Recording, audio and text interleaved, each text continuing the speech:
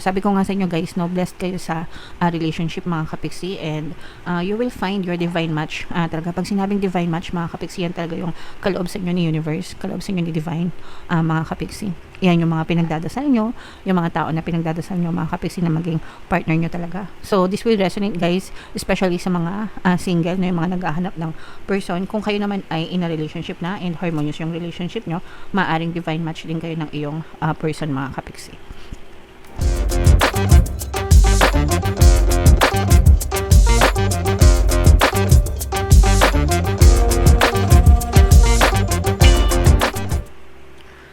Hello guys, hello Aries, welcome back to Pinoy Pixie Tarot. Ang pamagat ng episode natin for tonight is full moon kapalaran guys, para ngayong September to October, para sa Aries, Sun, Moon, Rising Sign, and Venus.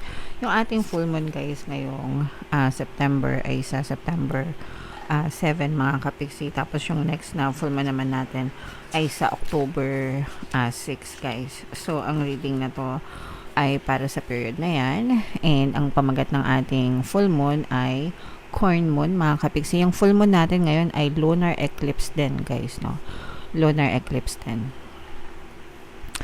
So, yeah, ito yung unahin natin tong deck na to guys. Ito yung moon message para sa inyo mga kapiksi. It's time to release negativity. So, yeah, guys, i-release na natin yung mga negative sa buhay natin, especially if it's already in the past guys. Pag past na, tapos na yon, even 5 seconds ago, even 1 second ago mga kapiksi, it's already in the past guys, tapos na yon, no? So, you have to learn to let go. Nagulat naman ako sa kulog mga kapiksi. So, you have to learn to let go of those negativities mga kapiksi sa isip nyo, sa emosyon nyo. Kasi kapag hindi nyo siya nirelease, you're holding on to it mga kapiksi, patuloy lang kayong magsasuffer sa buhay nyo, and hindi nyo deserve na magsuffer mga kapiksi. Alright? Okay. Additional message guys, or attune to the moon emote, it's all better out than in. So, kung meron kayong mga kailangan na ilabas, let go, no? I-emote nyo na mga kapiksi, iiyak nyo, isigaw nyo kung gusto nyo.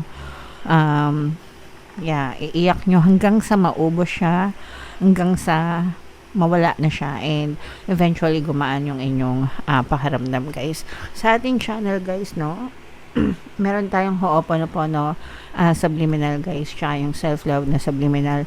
Magandang combo yun mga kapiksi. Ginawa ko talaga yun with the intention na makatulong sa inyo para gumaan yung pakiramdam nyo. And mind you guys, no, kung babasahin nyo yung mga success stories nun, talagang sobrang nakakapagpagaan ng mga damdamin mga kapiksi. So, if meron kayong mga sufferings guys, you can listen to it para gumaan yung pakiramdam nyo. Excuse me.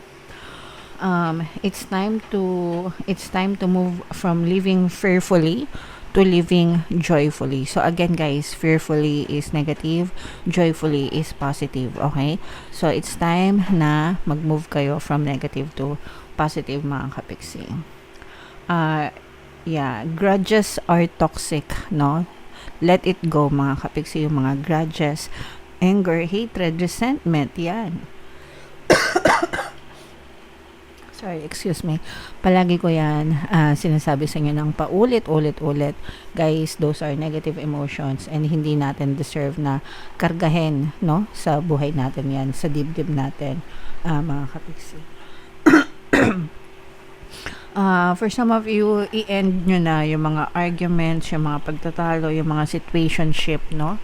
Situationship sa buhay natin na sa tingin nyo is nakakapagpabigat lang sa inyo. Even mga tao guys, sometimes we have to cut off, diba, yung mga toxic people. Sa guys, no, sa social media, na-amaze ako. Hindi naman sa na-amaze, pero nagugulat ako na minsan nakakabasa ako ng mga stories na they are cutting off yung kanilang mga toxic family members, no? Na even if it's family, sometimes may toxicities din, mga kapiksi. So, nakakalungkot lang na it happens within the family. Pero ganun talaga, sometimes may mga ganong cases. But what you feel is right for you, mga kapiksi, para ma-protect yung inyong kapayapaan, di ba? If ever na naka-resonate kayo sa mga ganong klaseng toxicities, then you can cut them off if you want, guys, as long as makakabuti para sa inyo. Okay? Alright. Sorry. So, comment down below, guys, if feeling nyo naka-resonate kayo dyan. Hanapin natin yung energy ng Aries at saka yung energy ng Moon, mga kapiksi. Shuffle ko tong cards nyo. Habang sinashuffle ko to, panoorin nyo muna yung video natin regarding sa ating paano mag-manifest ng abundance video course. Kapiksi, sawa ka na ba sa mga struggles at hirap sa buhay mo? Masipag ka ba at masikap sa buhay ngunit hindi ka pa rin umaasenso? Ilang beses ka na bang nag-attempt magnegosyo at mag-invest pero palagi ka pa rin nalulugi? Sa pagkakataon na ito ay maaaring may subconscious beliefs ka na nagiging balakid sa iyong pag-unlad at pagyaman. Introducing, paano mag-manifest ng abundance video course. Dito ay matututunan mong ma-overcome ang mga balakid mo para tuluyan ka ng umunlad, umasenso, sumagana, maging matagumpay, successful at maswerte sa iyong kabuhayan, pera, trabaho, negosyo sa lapi at kaperahan ng bonggang-bongga. Dali, mag-send na ng email sa pinoypixitaro@gmail.com at simulan na ang iyong pagyaman ngayon. Alright, so sa lahat ng gusto mag-avail ng course, guys, naka-flash sa screen nyo. Una, meron tayong paano mag-manifest ng abundance video course. Meron din tayong paano mawala ang third party at magkaroon ng harmonious na relationship. And meron din tayong paano pabalikin si ex, revise, breakup.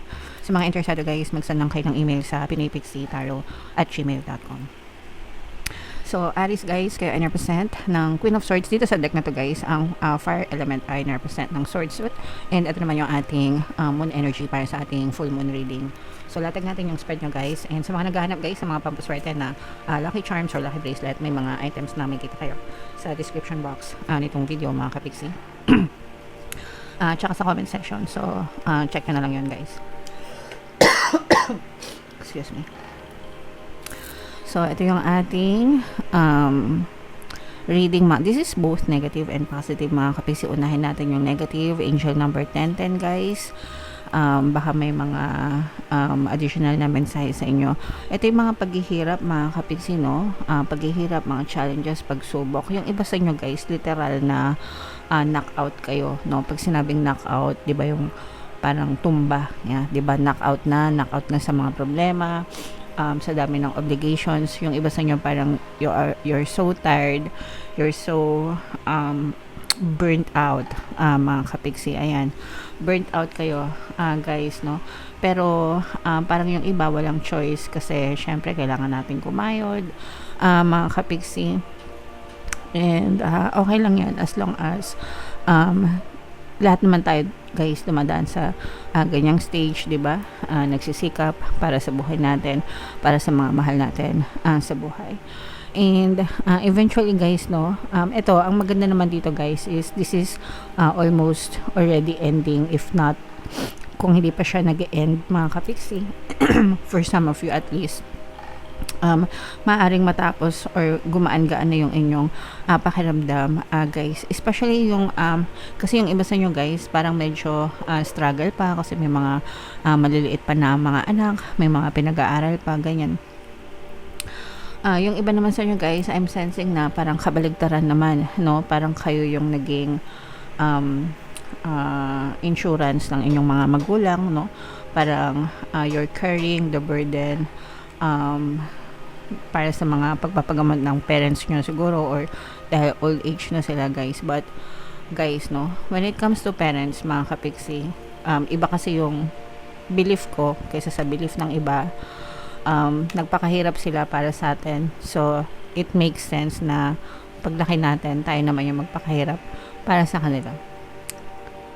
That's just my opinion. Syempre, kanya-kanya tayo ng opinion, bahala kayo, pero nothing can change that para sa akin, mga kapiksi. So hindi siya sa utang na loob or insurance, but magulang is magulang, especially nanay mo, di ba? Sa kanya ka lumabas, so it only makes sense na you help them out kapag nag-old age na sila. Alright, kung ayaw nyo tumulong sa magulang nyo, bahala kayo, opinion nyo yan. Anyway, pero yung iba sa inyo parang ganun yung na-experience or nararanasan mga kapiksi. And this is the time for healing as well, no? Kaya nga sabi dito, guys, dito naman tayo sa positive mga kapiksi, no? This is also a time for healing para sa inyo. Kaya nga merong nakalagay dito na it's time to release negativity mga kapiksi, kasi kailangan talaga nating i-let go yung mga wag nating hayaan na kainin tayo, guys, ng mga negative emotions, no? And let yourself heal, let your body heal. Wow, maganda yun, guys, yung kanta ni Yaw, Let Your Body Heal. Alam ko yun yung title eh. Pero we have to focus on healing. Hahanapin ko yung song na yun, guys, and ipopush ko siya sa community tab mga kapiksi. Yeah, but it's for your healing, guys, so pwede nyo siyang pakinggan mga kapiksi. And once na nag-heal kayo mga kapiksi, you will be so blessed, guys. Actually, yung relationship nyo nag-heal din, mga kapiksi. So, you're healing yourself, you're healing your relationship, mga kapiksi. And ito, guys, no, you are also being blessed, guys. Ito yung blessing, pagpapala, kasaganaan. Pero this is more on parang blessing sa relationship, mga kapiksi, no? Blessing sa relationship, ibig sabihin harmonious yung relationship nyo, mga kapiksi, or nagiging harmonious yung relationship nyo, especially kapag nag-heal kayo, guys, no? Kaya importante talaga yung healing sa atin, mga kapiksi. So, i-mind nyo na yan, guys. Harmonious relationship, mga kapiksi. And ang maganda dito sa energy nyo, guys, is parang parang kahit na napapagod kayo mga kapiksi on your own, you have your own burdens, pero hindi kayo madamot, no? Yun yung maganda dito. Kapag ka meron kayo talaga, maluwag kayo na nagbibigay sa ibang tao, maluwag na tumutulong kayo sa ibang tao. Yung parang yung burnout nyo, yung paghihirap nyo, you just keep it to yourself, hindi nyo pinapakita sa kanila. You are a blessing to other people, mga kapiksi, no? Blessing kayo sa ibang tao, guys. Alright? Excuse me. So, pagpatuloy nyo lang yan, mga kapiksi, talagang lalo pa kayong mananagana sa buhay nyo. For some of you, you are finding your divine match, mga kapiksi. Mayroon ditong presence ng water sign, Cancer, Pisces, Scorpio. Sabi ko nga sa inyo, guys, no, blessed kayo sa relationship, mga kapiksi, and you will find your divine match. Talaga, pag sinabing divine match, mga kapiksi, yan talaga yung kaloob sa inyo ni universe, kaloob sa inyo ni divine, mga kapiksi.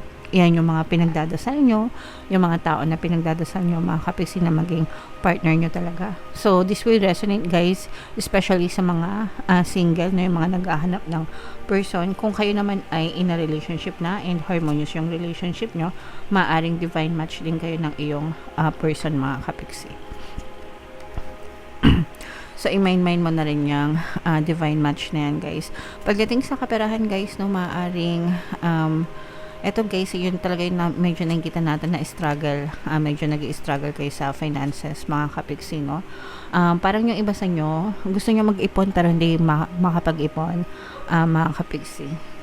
Probably dahil sa dami ng obligation at saka sa mga dami ng tinutulungan nyo, guys. But it's okay, mga kapiksi, kasi the universe will give you the reward that you deserve. Hindi kayo makukulangan, guys, no? Hindi kayo makukulangan, promise. Akala mo lang magkukulang ka ngayon, but eventually, no, the universe will pour its blessings to you in any form, no? Kumbaga parang bigla na lang may dadating na pera sa'yo, bigla na lang may dadating na mga solusyon sa mga problema mo without you even trying hard, guys, kasi hindi ka papabayaan the universe, especially you have a golden heart, Aries. Okay? Alright. So, ipagpatuloy nyo lang yung pagtulong kung gusto nyo, guys. Sometimes, you also have to keep something for yourself. Mag-save para sa sarili. Okay? Huwag nyong babaliwalain yung sarili nyo. Pero kung hindi talaga mapigilan na tumulong sa ibang tao, yes, ako kasi, guys, no, pagdating sa ibang tao, tulong talaga if kailangan, mga kapiksi. Alright? So yeah, comment down below, Aries, if feeling nyo naka-resonate kayo dyan. And for more tarot readings, ito yung playlist nyo. Ito naman yung ating success stories ng paano mag-manifest ng abundance video course. Thank you for liking, sharing, and subscribing, guys. See you next time. I love you all. Have a nice day. Bye-bye.